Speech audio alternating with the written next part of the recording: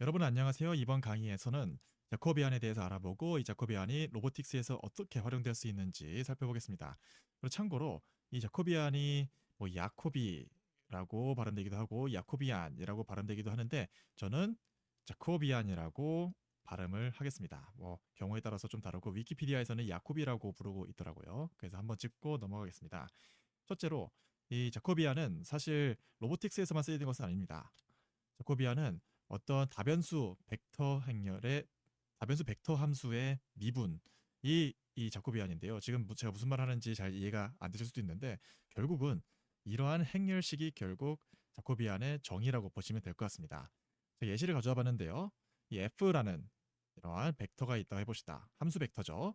첫 번째 2x 스퀘어 플러스 이 x 스퀘어 플러스 y 스퀘어, 2x 플러스 3y 플러스 5라는 이러한 함수 벡터를 갖고 있고 이 함수 벡터 f를 벡터 q x, y로 미분한 결과는 이렇게 정의할 수 있다라고 이해를 하시면 됩니다. 자, 간단하게 설명을 해보면 자코비안에서 같은 로우라면 같은 함수에 대한 미분이 됩니다. 그래서 보시다시피 이 첫 번째 로우는 F1에 대한 미분, F1에 대한 미분이 되고요. 이 두 번째 로우에는 F2에 대한 미분, F2에 대한 미분이 되죠.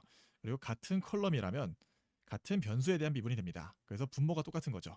같은 로우면 분자가 똑같고 같은 컬럼이면 분모가 똑같다라고 이해하시면 될 것 같습니다. 그래서 첫 번째 컬럼에는 모두 x에 대한 미분이 되고요. 두 번째 컬럼에는 모두 y에 대한 미분이 되겠습니다. 왜 이렇게 되는지에 대한 증명은 이번 강의에서는 일단 넘어가기로 하고 그래서 이 식을 실제로 계산을 해보면 아래와 같은 행렬식을 얻을 수 있습니다. 그리고 보시다시피 여기는 편미분이 들어가 있는 거죠.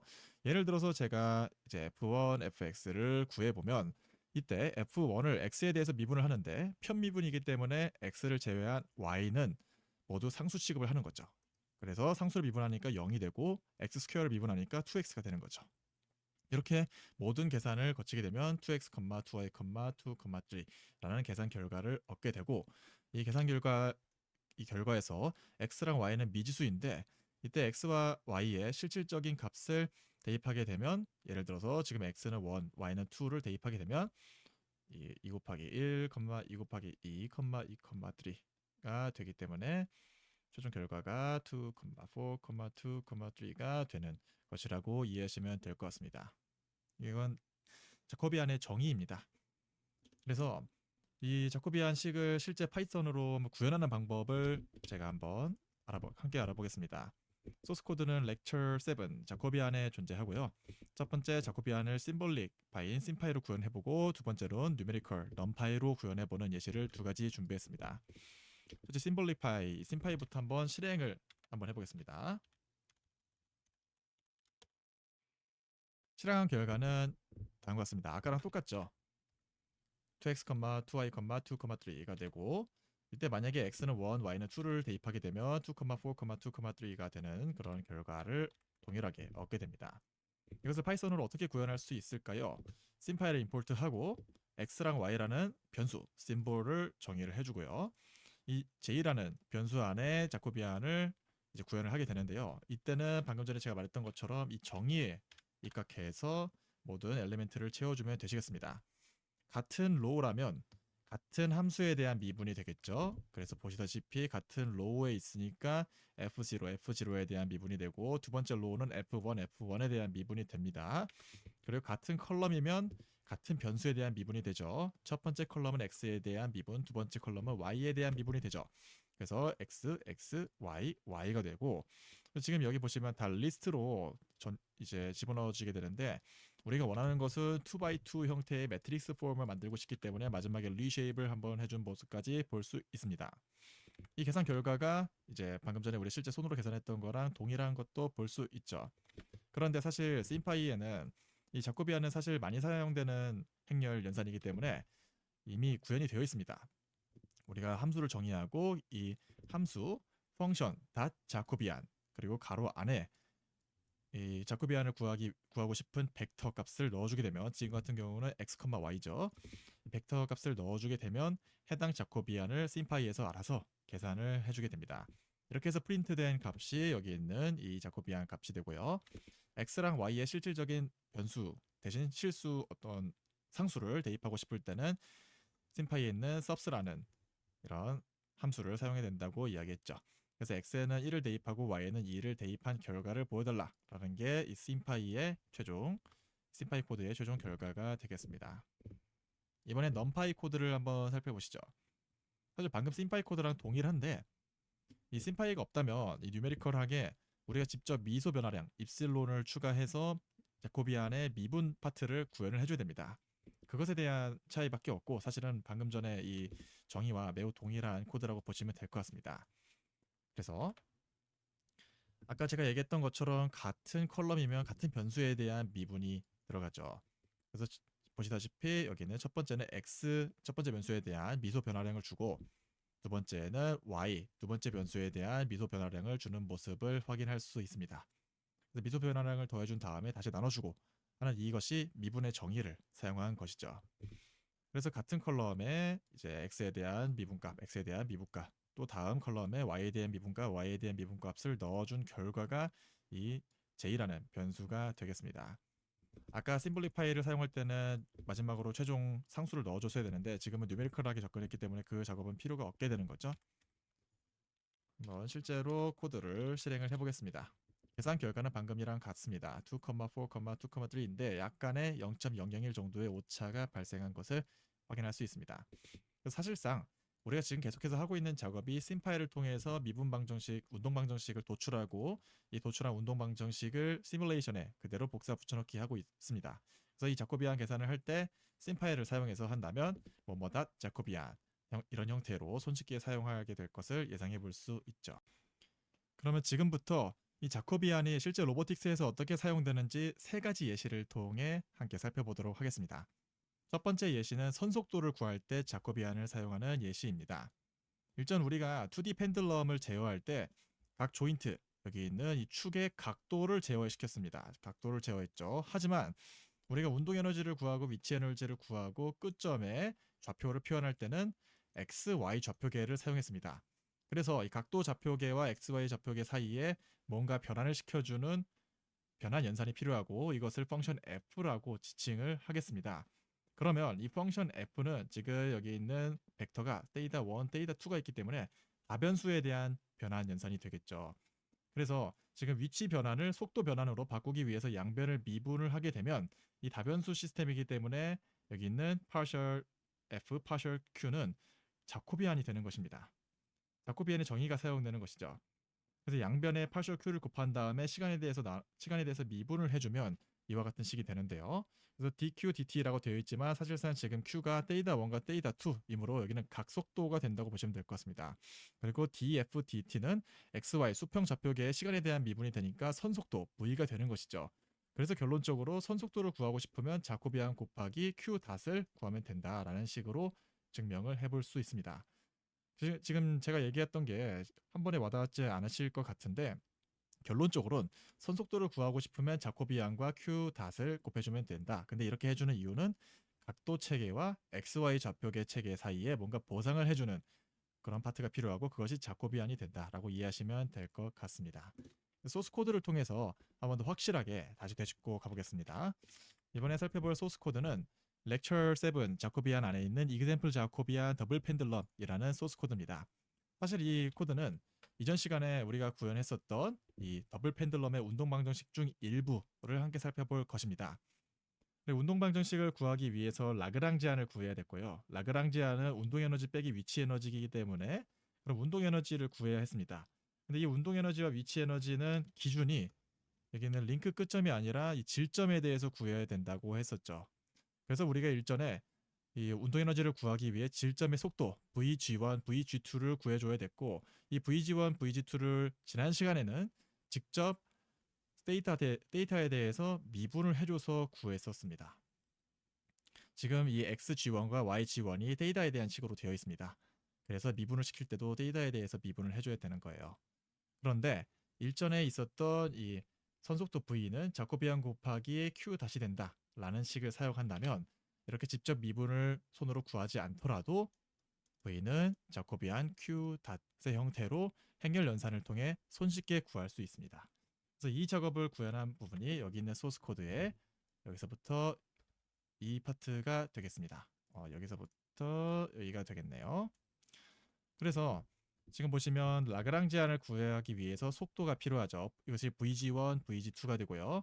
VG1, VG2를 구하기 위해서 자코비안 곱하기 Q 닷, 자코비안 곱하기 Q 닷이 나온 모습을 볼 수 있습니다. 근데 여기서 좀 주의하셔야 될 것이, 그러면 자코비안 G1과 자코비안 G2는 어떻게 구할 수 있느냐라고 한다면, JG1, JG2는 간단하게 XG1, XYG1 그리고 XG2, YG2가 현재 각도 데이터 1, 데이터 2에 대한 식으로 되어 있습니다. 그래서 XG1, YG1, XG2, YG2를 각각 데이터 1, 데이터 2에 대한 자코비안을 구해주면 되는 것이죠. 그렇기 때문에 XG1, YG1의 좌표를 알고 있을 때 XG1 G1 자코비안 Q, G2 자코비안 Q를 해주시면 되는 거고요. 이 Q는 방금 전에 제가 적었던 것처럼 데이터 1, 데이터 2를 매트릭 엘리멘트로 갖는 벡터가 되겠습니다. 지금 자코비안을 구했고, 선속도를 구하기 위해선 자코비안 곱하기 Q 닷이 필요했죠. 현재 이 Q는 데이터 1, 데이터 2이므로 Q 닷은 데이터 1 닷, 데이터 2 닷인데, 그래서 제가 오메가 1, 오메가 2라고 표현을 해놨습니다. 이 오메가 1, 오메가 2를 이제 규명 짓는 벡터를 다시 새롭게 심볼로 정의해서 곱해준 상황이라고 보시면 될 것 같습니다. 실제 코드를 한번 실행해 볼까요? 코드를 실행해 보겠습니다. 파이썬 3 example 자코비안 더블 펜들럼 실행을 시켜보면, 네, 지금 여기 나온 것처럼 자코비안 결과도 나오고, 그걸 자코비안을 사용해서 구한 선속도 VG1과 VG2도 살펴볼 수 있습니다. 이 VG1과 VG2 일전에 했던 계산 결과랑 비교해 보고 싶다면, 여기는 메인 디라이브 더블 펜들럼에서 여기 있는 V1과 V2를 프린트 시킨 다음에 여러분들이 직접 한번 실행해 보시면 될 것 같습니다. 이건 포텐셜 에너지고요. 여기 있는 VG1과 VG2를 프린트 해 보시면 되겠네요. 지금 우리가 이런 자코비안을 왜 곱해줬는지에 대해서 한 번만 다시 한번 정리해보고 넘어가고자 합니다. 우리가 모터를 제어할 때는 각도로 제어하죠. 그래서 이 모터의 속도를 제어하고 싶을 때는 각속도를 제어하게 될 것입니다. 그런데 우리가 궁금한 것은 이 각속도에 대한 무엇인가가 아니라 XY, 수평 좌표계에서 우리의 이 로봇의 모션이 어떻게 변하는지가 궁금한 거죠. 그래서 선속도가 궁금한 것입니다.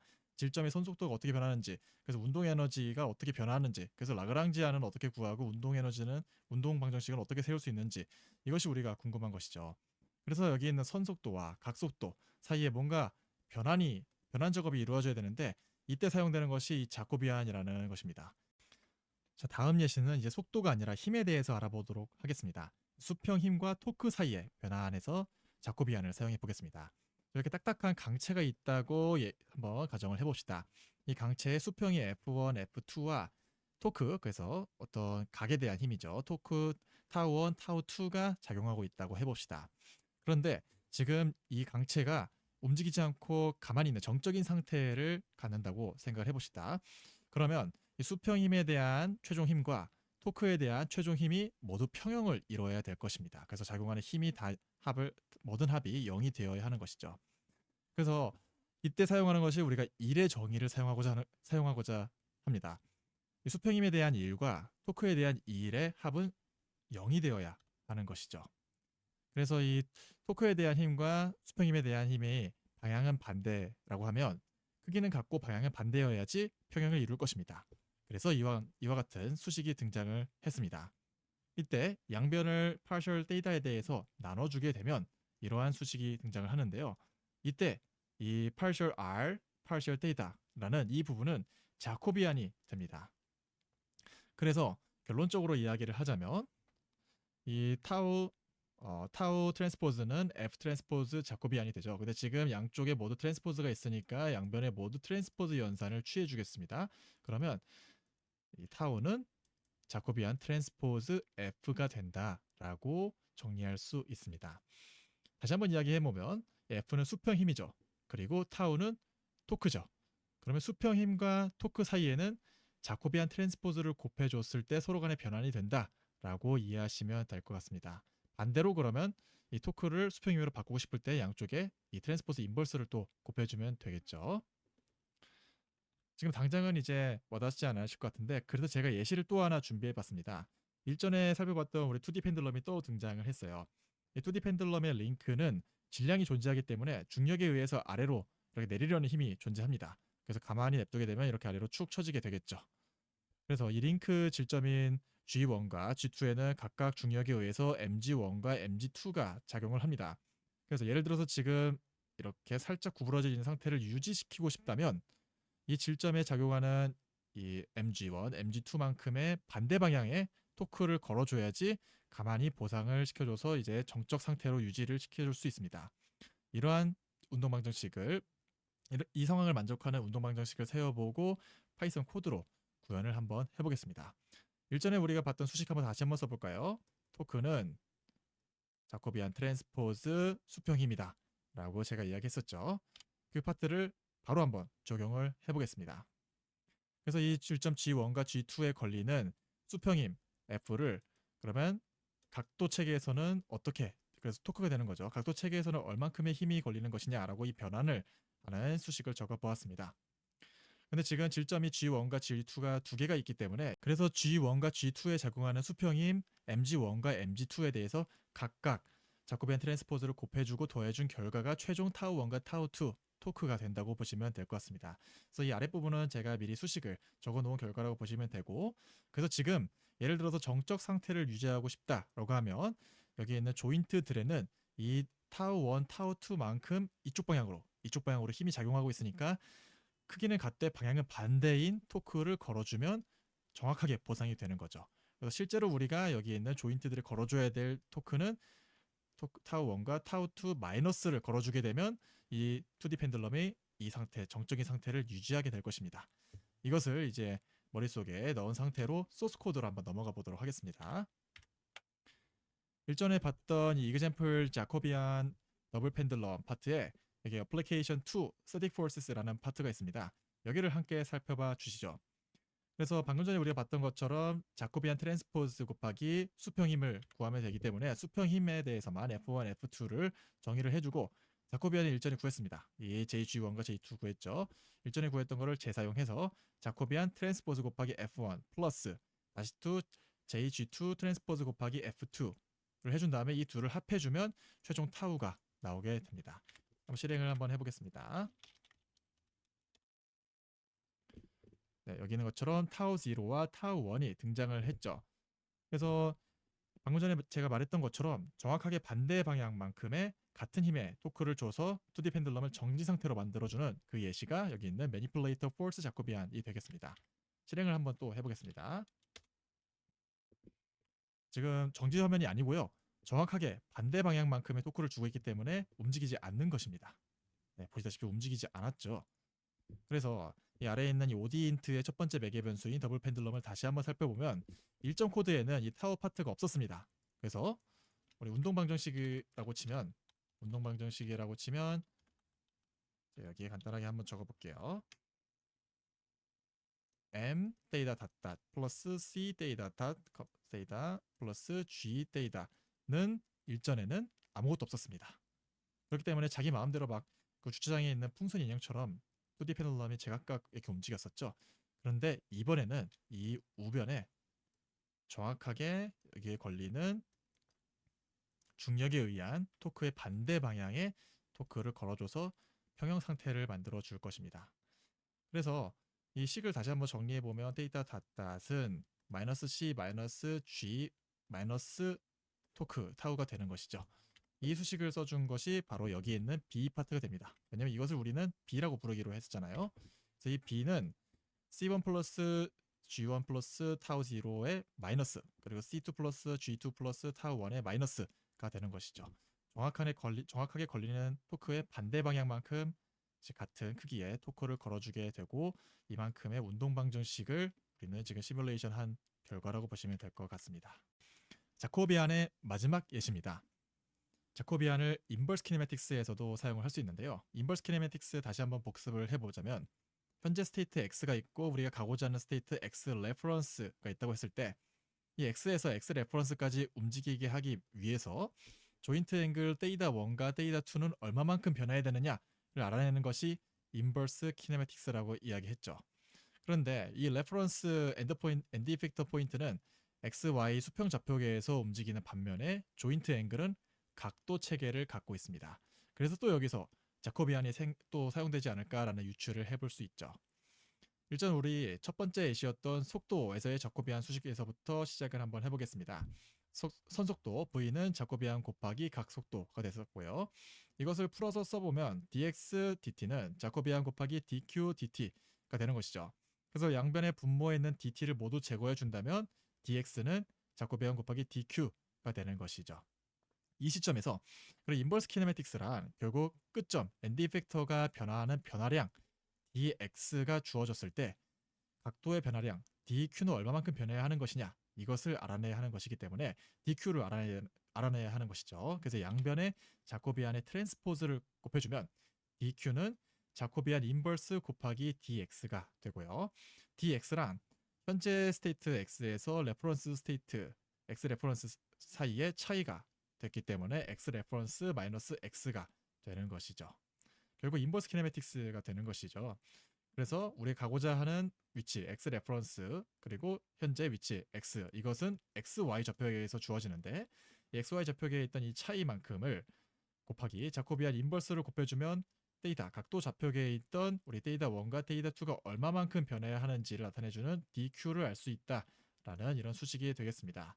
그런데 여기서 하나 주의하셔야 될 것은 이때 사용되는 자코비안 있죠. 이 자코비안은 끝점 엔드 이펙터의 자코비안이 됩니다. 자코비안 오브 엔드 이펙터의 것을 사용해야 됩니다. 이전에는 계속해서 이 G1과 G2 질점의 자코비안을 사용했죠. 근데 질점이 아니라 이번에는 엔드 이펙터의 자코비안을 사용해야 하는 것입니다. 그래서 소스 코드를 한번 살펴보면 그 아까 우리가 계속해서 살펴보고 있었던 example 자코비안 더블 펜들럼의 제일 하단에 보시면 application 3 inverse kinematics라고 하고 여기에 다시 한번 끝점의 좌표를 뽑아주고 있습니다. 엔드 이펙터의 좌표 엔드 이펙터의 x 위치, y 위치는 또 호모지니어스 매트릭스를 통해서 구해줄 수 있겠죠. 엔드 이펙터의 자코비안을 구한 다음에 이 자코비안의 모든 요소를 프린트를 해주고 있습니다. 실제로 한번 제가 실행을 해보겠습니다. 실행해주면 이전 결과도 있긴 하지만 마지막으로 이 자코비안 각각 요소들에 대해서 프린트를 해주는 것을 알 수 있습니다. 이렇게 그러면 엔드 이펙터의 위치를 변화시키는 인버스 키네매틱스를 우리가 구현을 했기 때문에 그러면 경로를 따라서 움직이는 로봇 파일도 구현을 해볼 수가 있습니다. 실제로 이 소스 코드는 manipulator inverse jacobian circle이라는 소스 코드를 실행하시면 됩니다. 보시다시피 원을 그리는 로봇 파일을 보실 수 있고요. 이 궤적 결과도 살펴보실 수 있습니다. 지금 빨간색은 원래 가야 되는 궤도고 파란색은 로봇 파일의 끝점이 어떻게 움직였는지를 보여주는 것입니다. 그래서 이렇게 갔다가 이런 식으로 원의 형태를 그렸던 것을 볼 수 있죠. 이 소스 코드도 한번 분석을 해봅시다. Manipulator Inverse Jacobian Circle 이 파트를 보시면 첫 번째 여기는 그 원 경로를 만들어주는 부분이고 여기 이 코드는 이니셜 스테이트를 만들어주는 것이므로 그렇게 중요하지 않습니다. 마지막도 애니메이션 그려주는 부분이니까 중요하지 않고 시뮬레이션 이 소스 코드가 메인 파트가 되겠죠. 시뮬레이션 코드를 보시면 제가 몇 개의 스텝을 주석으로 달아놨습니다. 방금 우리 여기 있는 수식을 보시면 결국 우리는 얼마만큼 앵글을 변화시켜야 되느냐 이것을 알아내는 것이 중요하죠. 그래서 자코비안도 구해야 되고요. 레퍼런스 포인트 빼기 현재 포인트도 구해야 되는 것이죠. 그렇기 때문에 자코비안을 구해주는 자코비안 이 자코비안 언더바 2 코드가 있는데 이것은 제가 코드가 길어지는 게 싫어서 따로 헬퍼 코드로 만들어놨습니다. 이 펜들럼 헬퍼라는 파일 안에 보시면 방금 전에 우리가 이 프린트 되었던 자코비안 구하는 이 행렬식이 여기에 그대로 구현이 되어 있습니다. 그래서 엔드 이펙터에 자코비안을 구한 다음에 근데 우리 자코비안이 아니라 자코비안 인버스 역행렬을 구해야겠죠. 그래서 인버스를 계산해주고 그리고 레퍼런스 포인트와 현재 포인트 사이의 차이를 구해야 되니까 현재 로봇 스테이트에서 엔드 이펙터의 위치는 어떻게 알아낼 수 있죠? 포워드 키네매틱스를 통해서 알아낼 수 있죠. 포워드 키네매틱스의 마지막 결과였던 엔드 이펙터의 x 위치, y 위치와 x 레퍼런스, y 레퍼런스를 빼준 이 에러 포인트를 아까 자코비안의 인버스와 곱해주면 데이터 1과 데이터 2가 얼마나 바뀌어야 되는지 DQ들이 이제 계산이 됩니다. 이 계산 결과를 계속해서 누적시키는 for 루프가 이 시뮬레이션 코드의 대부분이라고 보시면 될 것 같습니다. 이 인버스 키네매틱스가 일전에 우리 F솔브를 통한 인버스 키네매틱스 그리고 지금과 같이 자코비안을 통한 인버스 키네매틱스 두 가지를 살펴봤는데요. 각각의 장단점은 제가 강의 노트에 정리를 해놨습니다. 그래서 강의 노트 제일 하단에 보시면 이 두 가지 방법에 어떤 차이가 있는지 한번 강의 노트에서 살펴보시면 좋을 것 같습니다. 그럼 이렇게 해서 자코비안 강의도 마무리해 보겠습니다. 감사합니다.